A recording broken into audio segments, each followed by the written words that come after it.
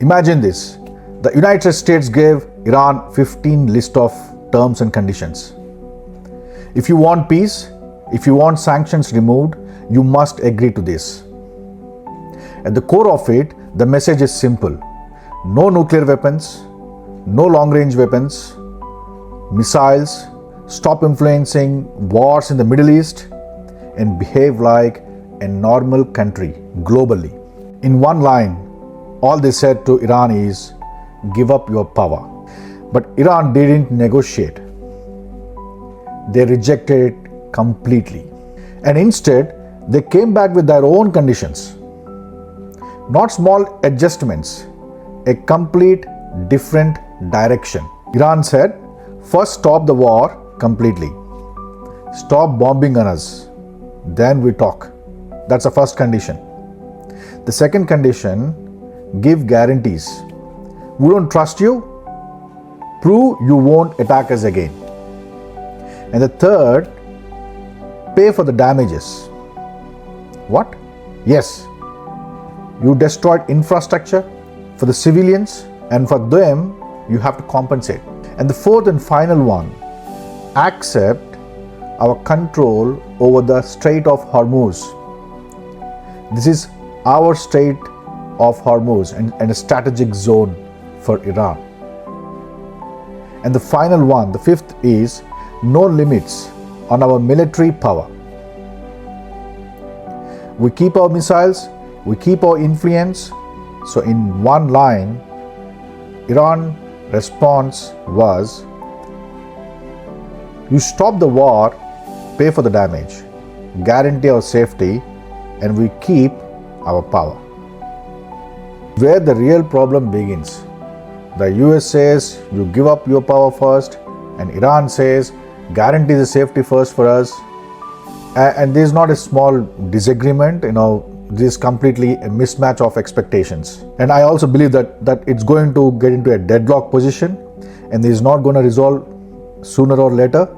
And now, while all this is happening, something even more dangerous entered into this picture. You have heard recently, like yesterday itself, I think I saw it in news, and Kuwait issued a nuclear warning, not because of a nuclear attack, but because of a nuclear risk. It's because there were strikes near the Bushehr nuclear power plant in Iran. Missile landed closely. I think even one of the missile hits the compound, inside the compound area, and that triggered a very serious question to them. What if the radiation leaks? So Kuwait told its people, stay indoors, close windows, avoid unnecessary movements. This is not a nuclear war, but it is definitely a nuclear risk. At the same time, US escalated, if Iran does not accept the deal, we will unleash hell. And this is not a diplomacy anymore. That's a deadline, it's a deadline backed by a force. Iran response is very simple. They did not even hesitate to say that we are not afraid, we are waiting, we are ready. In fact, Iran is confident because that strategy is different. Not a quick victory, but long war, guerrilla warfare, proxy networks, regional pressure. They are prepared to make it very costly. I mean, in any way, if I see into this Middle East crisis, suddenly Iran, became the stronger than the US, though we all know the military, it's a superpower in the entire world. But still, I don't know why, but it looks like Iran is much stronger and confident as weeks and days passed by. Then comes another major move. Iran didn't just respond militarily, it responded economically as well. Through the Strait of Hormuz, they're saying that only friendly countries are being allowed safe passage.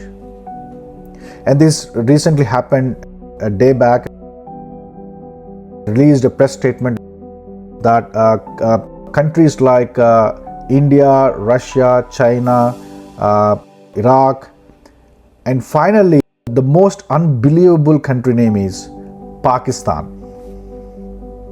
We all know that all these mediations which is happening between US and Iran is none but the Pakistan.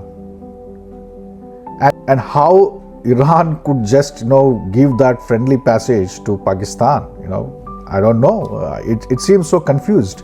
And this is not just oil. This is like a control. Iran is officially started even charging a toll on the shipping routes. It's not that right now happening, but it looks like the way it is going to be, eventually it's going to happen like that. And if it happens, it's not good. It is right now controlling access in a way that makes the world pay anyway. And if this turns into an actual toll system, this is not just a policy change anymore. I would say there is a global crisis. And not only this, Iran has released another press statement saying that if at all this escalates, goes to the extreme cases, they are not worried, and they are simply saying that right now we are ready even to attack the submarine cables, the internet cables. I don't think these are the simple things which I told you right now, but that these are just a beginning. In fact, the problem is if they cut the submarine cables, it's all fiber optic cables. One cable cut, to repair that particular cable, it's not days and weeks. Sometimes it takes months. So cutting is very easy. Repairing a submarine cables, it takes literally months. And maybe the most important line in this entire video, this is not just a negotiation gap actually. This is a completely mismatch of expectations from both the sides, from Iran, US, Israel. Why US entered into this war? What is the objective? What is the purpose of US to get inside this war as such? Is it a regime change? Is it to control the Strait of Hormuz, the oil? Or is it just to support Israel? I don't know. I'm still trying to understand that. The objective, the purpose of US getting into this war. And now they are getting into such a situation, it's getting into a messy way. Even Trump is finding it difficult.